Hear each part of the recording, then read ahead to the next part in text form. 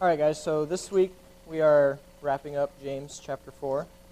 So I figure we can just read the whole thing instead of just the verses that I'll be working on.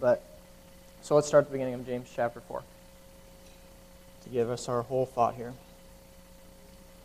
What is causing the quarrels and fights among you? Don't they come from the evil desires at war within you?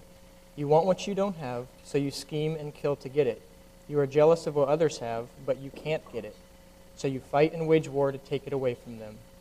Yet you don't have what you want because you don't ask God for it. And even when you ask, you don't get it because your motives are all wrong. You want only what will give you pleasure. You adulterers, don't you realize that friendship with the world makes you an enemy of God? I say it again, if you want to be a friend of the world, you make yourself an enemy of God. What do you think the Scriptures mean when they say that the Spirit God has placed within us is filled with envy? But He gives us even more grace to stand against such evil desires. As the Scriptures say, God opposes the proud, but favors the humble. So humble yourselves before God. Resist the devil, and he will flee from you. Come close to God, and God will come close to you. Wash your hands, you sinners. Purify your hearts, for your loyalty is divided between God and the world. Let there be tears for what you have done. Let there be sorrow and deep grief. Let there be sadness instead of laughter and gloom instead of joy. Humble yourselves before the Lord, and He will lift you up in honor. Don't speak evil against each other, dear brothers and sisters. If you criticize and judge each other, then you are criticizing and judging God's law. But your job is to obey the law, not to judge whether it applies to you. God alone, who gave the law, is the judge. He alone has the power to save or to destroy. So what right do you have to judge your neighbor? Look here, you who say, today or tomorrow we are going to a certain town and will stay there a year. We will do business there and make a profit. How do you know what your life will be like tomorrow? Your life is like the morning fog. It's there a little while and then it's gone. What you ought to say is, if the Lord wants us to, we will live and do this or that. Otherwise, you are boasting about your own plans, and all such boasting is evil. Remember, it is sin to know what you ought to do and then not do it.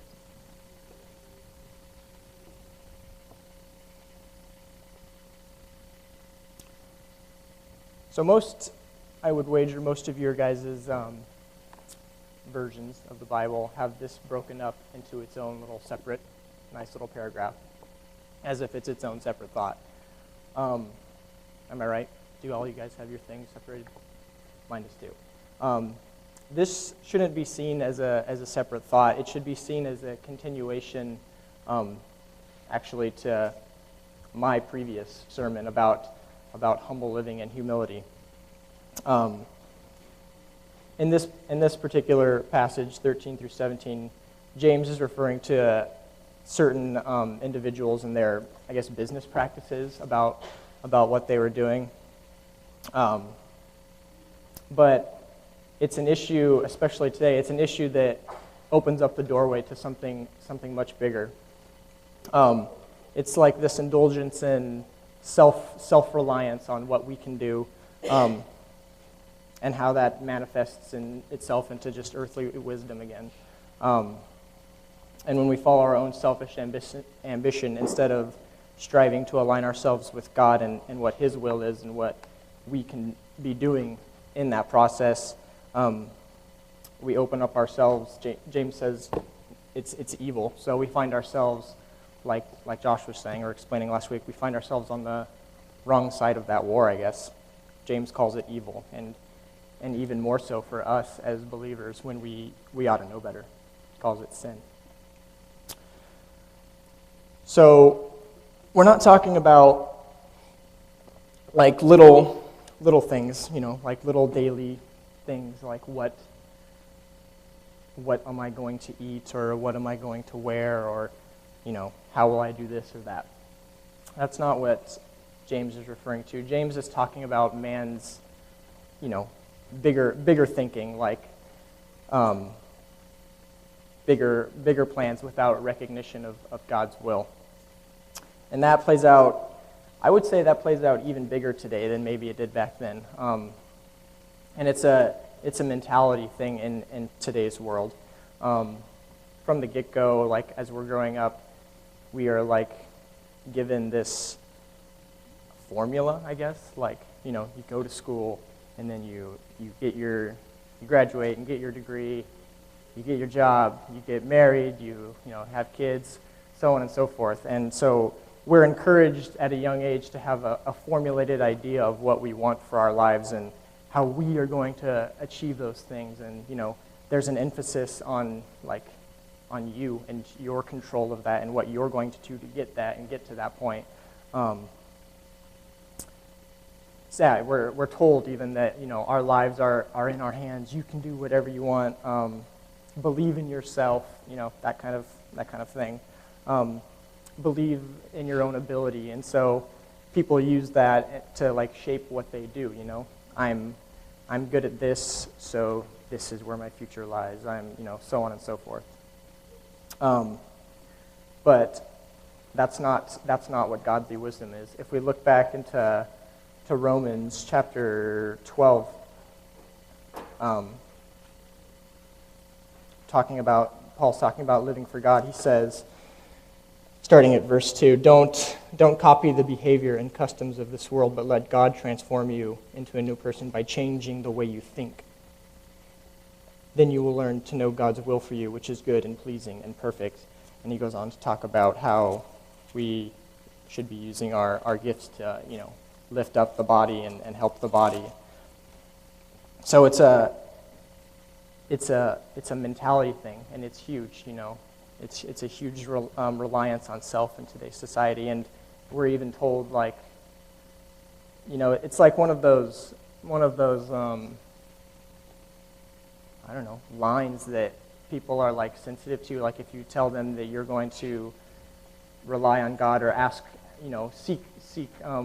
seek God and what it is that He would have you do, it's like you're kind of looked at like you're crazy, and it's sort of a hard thing for people to stomach, if they don't have a relationship with God and they look at you dumbfounded.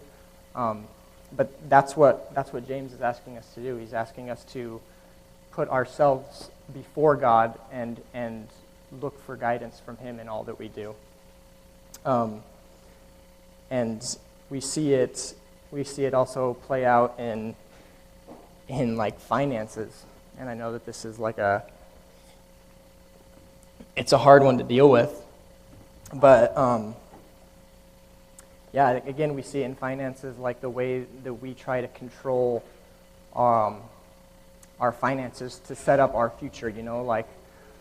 You have things like 401k programs and savings accounts and all these different things to help you in your future, so that you're in control of your future, and whatnot. And so it's your own future is not escaping your hands or whatever. So I'm not saying that is necessarily bad, but I do have to ask the question, and I think we should be asking the questions of where those things came from. There's obviously a shift in mentality over time, relying on God rather than relying on ourselves. So finances is very big.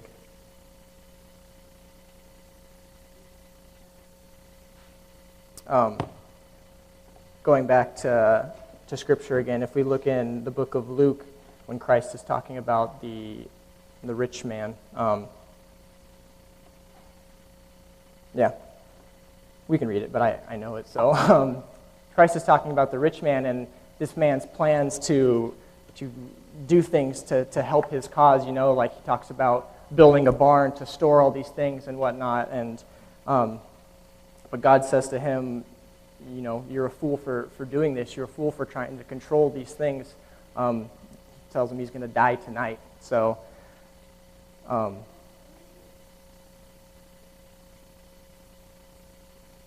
godly wisdom doesn't look like that. It doesn't look like trying to control too much. It seeks God's will and everything that we do. Pastor Monty just today at the end of his praise and prayer, and even James said it too. They're talking and they're giving credit to God, and we should be seeking His will in the things that we're doing, and that's true. And I was definitely thinking about that while they were doing their praise. And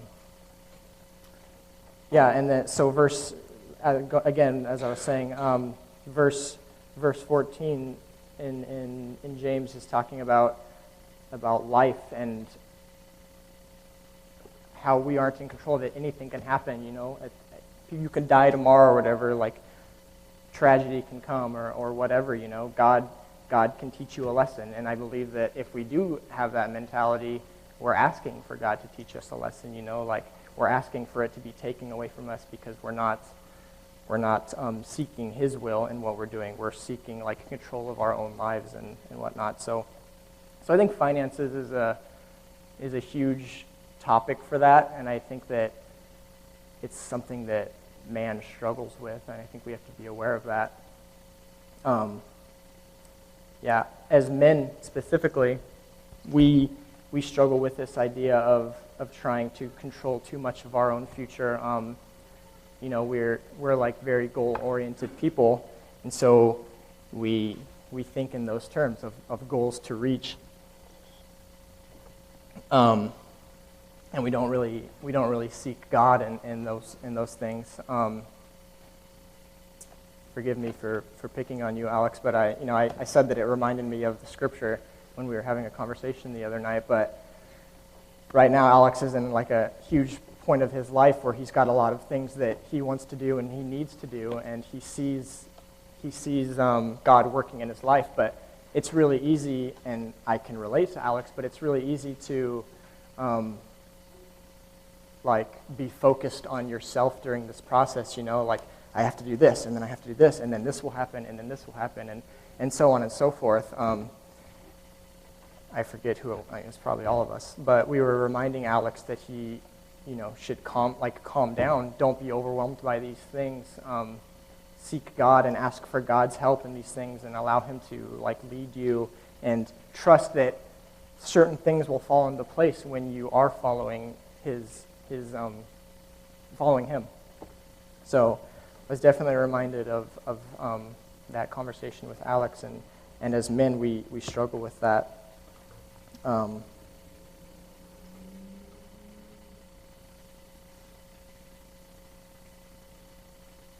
Just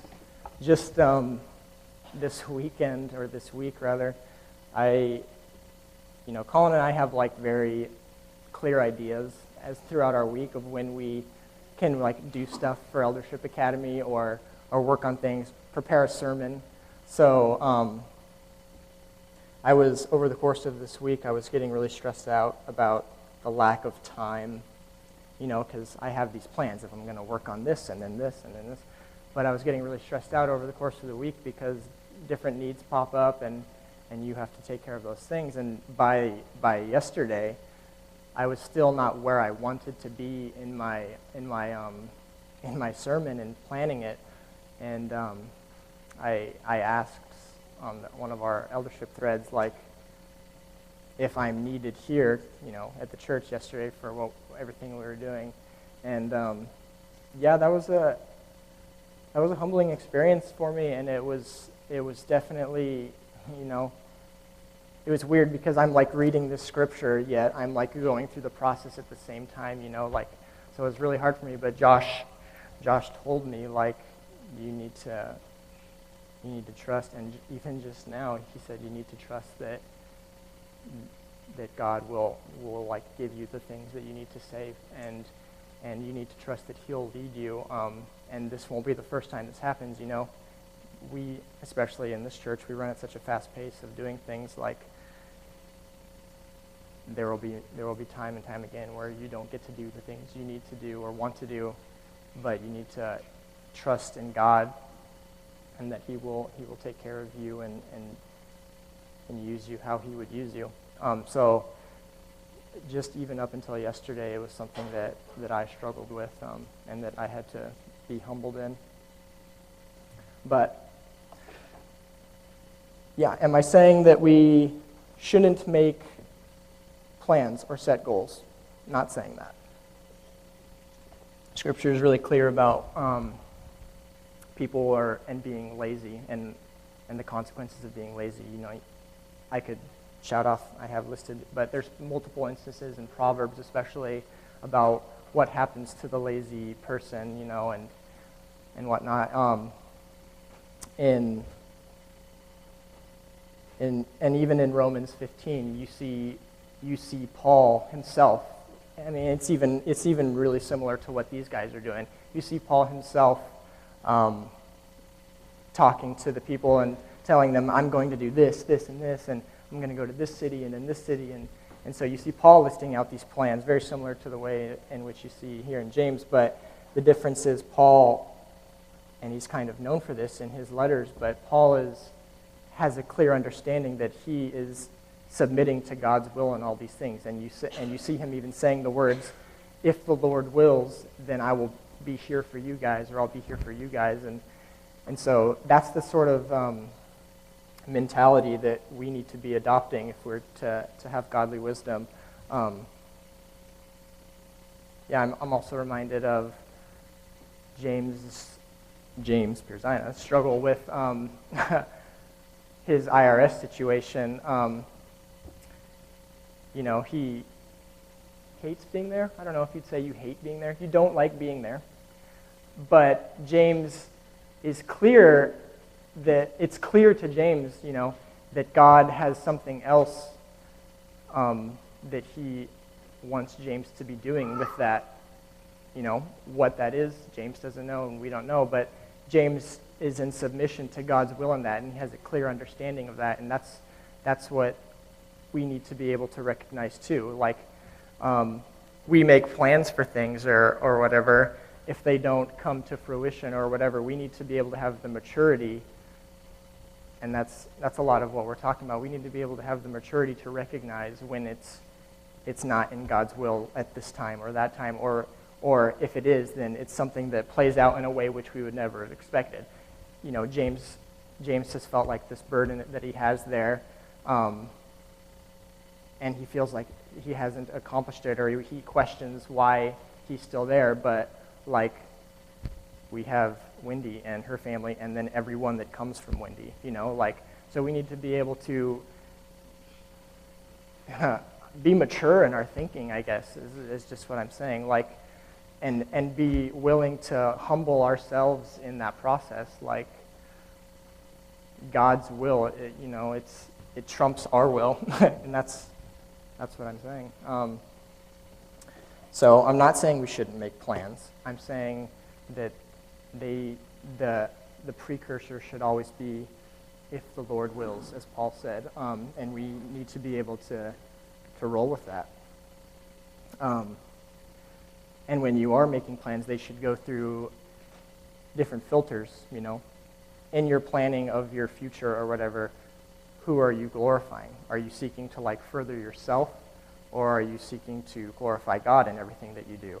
Are you trying to take credit for all those things you do, or is there some recognition somewhere along the way of God working in your life to get you to that point? I know that Pastor Monty and I have had a couple of conversations just in the past about that alone, and it's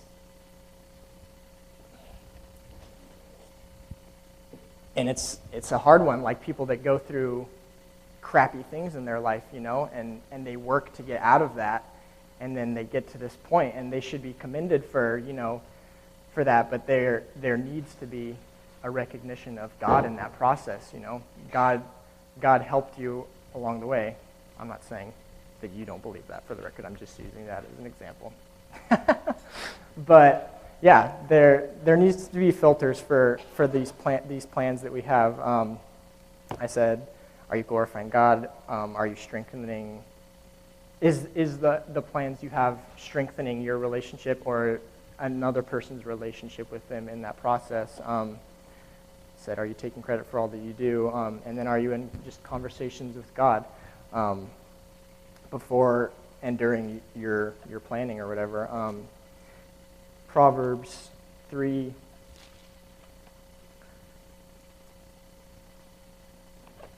sort of end on this note. Proverbs 3 says, talks about trusting in the Lord, starting at verse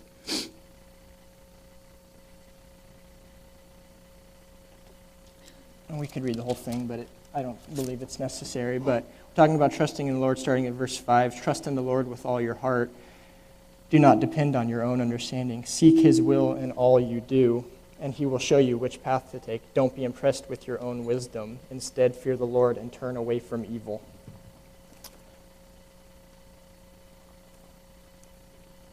So I'll end on that note, and I'll end on a sort of challenge for you, I guess, which I liked. It's not my own challenge, admittedly, but I liked it. Like, imagine